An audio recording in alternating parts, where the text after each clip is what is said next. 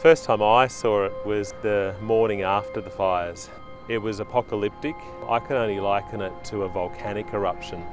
It wasn't steam, but it was smoke and cloud, and the smell, it's really a stench of fire and destruction. You had that little glimmer that maybe part of it was left, and then the next morning I saw on the Channel 7 News the helicopter footage, and that's when it just hit me. The devastation and just the reality that it's apocalyptic, and our lodge that we put our hearts and souls into just wasn't there.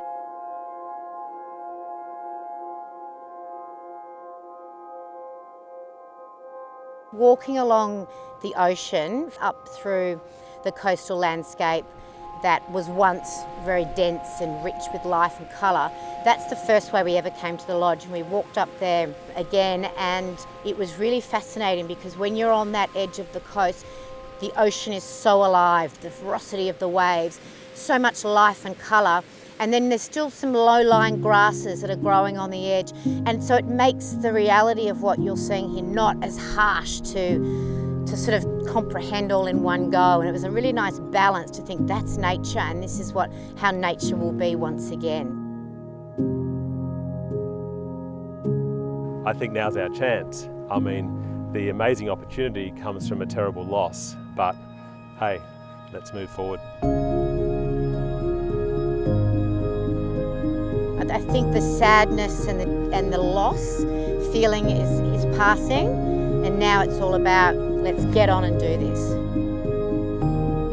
Because a lot of people would say, why are you going to go ahead and build a lodge right in the middle of a dense bushland area? It burnt down once, it'll burn down again. But I think that's the story that we've really got here, is because we're not going to give up just like that.